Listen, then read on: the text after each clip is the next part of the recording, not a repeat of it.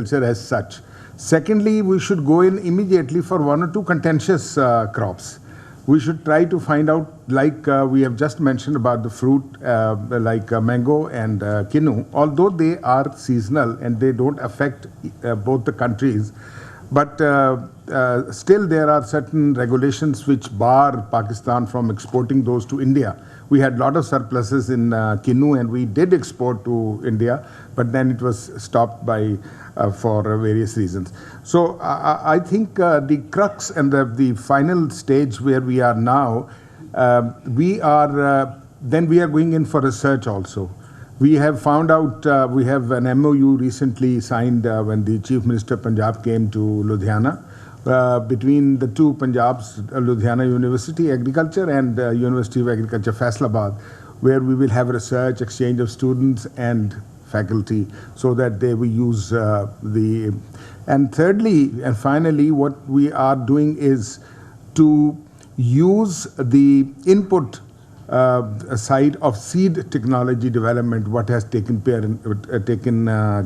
here in India, where, for example, the seed to be imported from India is much more cheaper in case of potatoes, which we import from Holland, and the quality is also maintained, and we are input costs go down, because we cannot afford going on importing expensive things and with taxation, heavy taxation on inputs to the extent of 19%, we cannot compete, and we will not be able to compete, and with the currency, fluctuations and whatnot.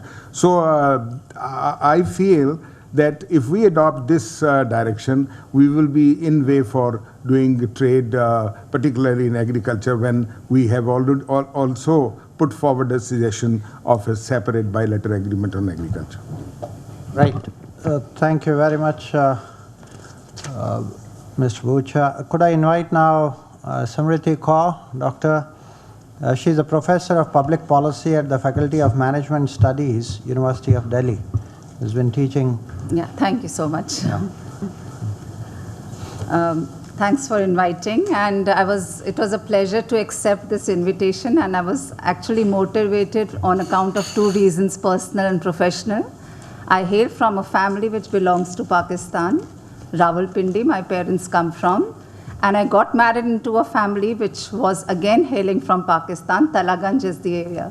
So personally, it was a very good moment for me to come and interact with all of you, and obviously on a professorial basis, when I started reading the stuff as to what could be the implications of enhancing trade in agriculture, frankly speaking, to the best of my knowledge, I realized that even when we are talking about a lot of potential in this area, the numbers, the base figures are so small that even with the tenfold potential, it practically has a negligible impact on the Indian economy and probably even for Pakistan. So then, if the economic impact is not going to be so strong, what then could still be a motivating factor for the two regions to go in for trade? And this is where I take upon your luncheon, pre-luncheon lecture, whereas you had said that it could be as a peace-building initiative. And when I talk about this agricultural sector, which I'll come to the peace building, agricultural sector, we know empirically and theoretically opening up trade has both winners and losers. And more so, it will depend upon who are the losers. And here it depends upon whether the consumers in the two regions are net buyers or are they net sellers. And it seems that both in India and in Pakistan, because the per capita GDP is so low, the consumer lobby is likely to be less strong, and it's the producer lobby which is likely to be stronger, which means that producers will always vie for tariffs, and rather than consumers would vote for non-tariff and opening up of the trade. So if the tariffs are still too high, is it something to do with the consumers and the producers having different distortionary impact on the lobbies that they have? However, when I talk about this, I promote 4 reasons why we should promote trade, and then counteract it and say what are the 5 challenges. Why should there be trade? It should be especially in the area when you have food security issues and poverty issues, and you have food inflation and food price volatility. if in such a scenario, especially when Pakistan is also not able to meet the Millennium Development Goals, if somehow trade can be liberalized between the two regions for no other reason but the simple reason of providing food security to the poor, I think that is the foremost reason. And here political tensions have to be negated, and humanitarian grounds, I think, should become more important in enhancing and leading to a freer trade. Second reason for having greater trade is simply, which was also mentioned by Sir over here, price stabilization. And the growth pattern of potatoes and onions shows that most of these are harvested in India about 1 to 3 months prior to their being harvested in Pakistan. So during this time, if they could flow to Pakistan, and similarly certain harvests in Pakistan, they could come to India for stabilization purposes. Because the moment the harvest in the respective country has taken place, then the two nations become competitors in the same product. So you cannot have 12 months trade between the two, for the simple reason that now later they have become competitors. And the third reason, which I personally felt is the most important, is that it should be taken as a peace building initiative. And for instance, when we talk about a paradigm shift, which was also discussed during the pre-lunch, people now say that the trade has not taken a stance because the political tensions are far too much. So why can't we reverse and say that let the economic order predominate, and automatically once the business to business is happy with it, they will create the necessary force on the political circles to have a G2G policy also, which is going to be growth enhancing and welfare enhancing. And here the peace dividends which could be reaped, for instance, if both the sectors, not necessarily in terms of trading agriculture, but agriculture as it is in both the countries is very low productivity. Even though in terms of FAO, India is ranking very high in terms of overall production of many commodities, so is Pakistan. For a large number of commodities, they're ranking very high, but the productivity levels are still very low. So why should we try to trade between nations which still have low productivity? So it might make sense to trade with countries which have better productivity, but within the two regions, we have to introduce policies, agricultural research and development institutes, maybe opening up of better farmers organizations, rural organizations, so that the agriculture sector can grow, and which automatically, if trade is coming along, international trade is coming along, it should then be welcomed. And there is also, I read a book on Colonia, The Bottom Billion, which says what are the reasons for conflict. And one of the reasons for conflict and development, for a reason for a development trap is conflict. And another reason is when you have landlocked, so-called, he says, bad neighbors. Now, we're not bad neighbor, but at least it's uncomfortable neighborhood in terms of political tensions, and there is internal conflict between the two states. So letting the business people, the money makers, allowing them to become peacemakers is something which has to be taken care of. And fourth, the reason that why trade should be taking place is because there is a potential to grow. So we should not miss out on this. If there are going to be potentials to grow, then we should try to capitalize on those. However, at the same time, there are going to be challenges which were discussed very well by papers by Usman Khan, Dr. Hoda and Ramesh Chandji, and some of them are primarily, I've listed 5 over here. These would be at the border, beyond the border and behind the border, as they say, and they would again be at the G2G, B2B and the P2P levels. And the first is the trade restriction index is much higher for India than for Pakistan. This obviously is not conducive for Pakistani exporters to export to India. We need to do something on that front. The Indians need to do something.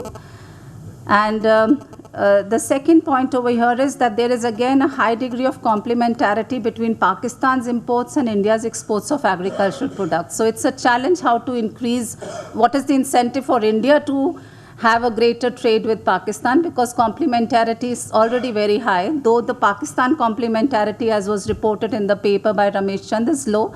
So it makes sense for Pakistan to probably trade more and gain more with India rather than India trading more with Pakistan. Another issue on this is the cost advantage. The simple fact that India is a neighbor of Pakistan and we are both neighbors, the cost in terms of money, and in terms of time is going to be the least when we start trading amongst each other. So that makes a very calling case for enhancing trade between the two countries. And as was mentioned, even though the Pakistanis think that India is a huge producer of goods and of agricultural goods and economies of scale are going to be reaped, but I think it was well mentioned that the average size of farm holding in Pakistan is much higher. So economies of scale are likely to come from there rather than from India, though economies of scope could be more in India because we diversify and we have greater value added products in agricultural sector. And lastly, I would like to mention the domestic support mechanisms. And I must compliment Mr. Hoda for speaking so well upon the basic contention of Pakistanis is what will happen when the subsidies in India are so very high. Urea, I think 70% India, urea is cheaper. Electricity, 133%, as one of the slides by you showed, it's cheaper in India. Diesel is again cheaper in India. So how do you compete with a country? And the four measures that were mentioned, I think they provide very good insight into special agricultural safeguards, tariffs, etc., etc. And when we talk about the business to business, there's just one small thing I would like to say. When we talk about the ease of doing business, both India and Pakistan rank pathetically low in terms of the rank. India is at 134 out of 180 odd countries, and Pakistan is a little better at 110. But the moment you talk about getting credit, where you want the businesses to enhance, start setting up new enterprises, Pakistan is way lower at 73 and India is ranked at 28 globally. So getting finance available for setting up any unit is much easier in India. Similarly, getting electricity is also much easier in India than in Pakistan. So trying to build up a pro-business kind of an agricultural sector also necessitates government intervention in enhancing and promoting freer internal trade between the countries. Thank you so much. Thank you very much for a very comprehensive assessment of why and what the challenges are. Nisha, do we have 10 minutes for open discussion? Okay. So I would like to open the floor for discussion. Any questions? What we'll do is collect 5-6 questions and then give opportunity to respond. Yeah. Start. I'm very intrigued. We are having fresh fruit imports from Afghanistan at the Wagah border. And I have been hearing this, though agriculture has not been my area of interest. Now I'm a little bit, I would say, associated with it. And my interest is that what kind of, if somebody or someone can tell me what exactly the challenges which are being faced at Wagah border, our company would be very, very willing to solve them for any exporter in Pakistan, especially the fruit exporters. Secondly, I'm saying this because our company has opened many new items of trade, of export and import between India and Pakistan. And we have seen that many a times it's more about perception than the barriers actually being there. There's a very important fact that in the new port, they have made cold storages at Indian side, though unfortunately they haven't been used as yet. They're lying unused and is a state-of-art facility. I have dealt with the phytosanitary department because when we import furniture, we have to deal with phytosanitation in that. And I have dealt with the PHO, the public health officer also during our molasses imports because we have to deal with that department also. I think these are the two departments which are involved while importing agriculture products. So to sum it up, if anybody is interested, we can definitely look at the solutions. At the back. Thank you, Chairman. Shri Prakash had spoken before. I think that if we have to look at the logistics of the way large percentage of food grains and agricultural products are not stored properly in India, in fact are wasted, are not sold and not used by the poor people either. It means that that much is taken away from the available supplies for either consumption or trade. And I think we must have both an estimate of this for India and Pakistan. And I think there should be a common approach, either India and Pakistan, or a common SAARC approach. I'm sorry.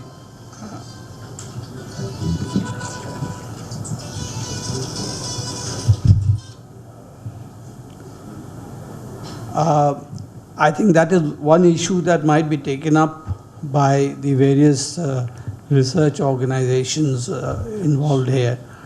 And that would give us a much better idea of what is available and what is the actual level of productivity, as well as how further we can go from there in terms of increasing the supply side availability. So basically looking at how to build value chains that can save on the post-harvest Yes. losses. That's Absolutely. if there are successful examples on either side of the border, that can be brought in. Anybody else?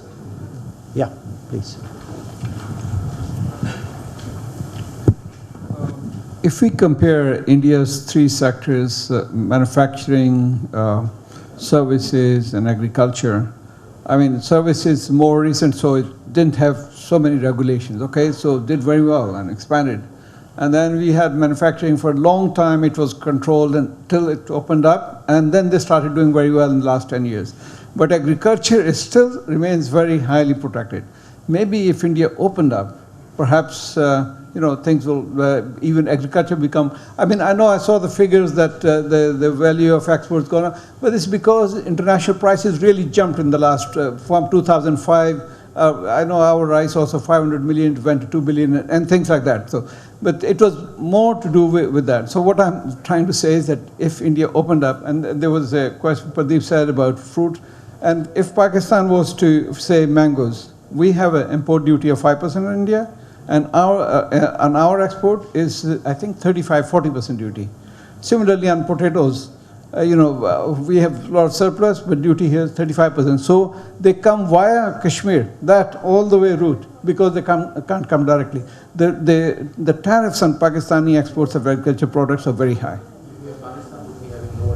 Yeah, Afghanistan being an LDC, I think they have a special zero tariff. I don't think they have any tariffs. Thank you. Any other last one? Any comments from the panelists? You like to? No, I think okay. I think these were very useful comments, and what I would like to do in 2 minutes, not try to wrap up what each one of the panelists and the discussant said. Think a little issues when I'm looking at Pakistan's biggest import item on agriculture today is cotton, right? And India's biggest import item from Pakistan is dates, right? If that is true, right?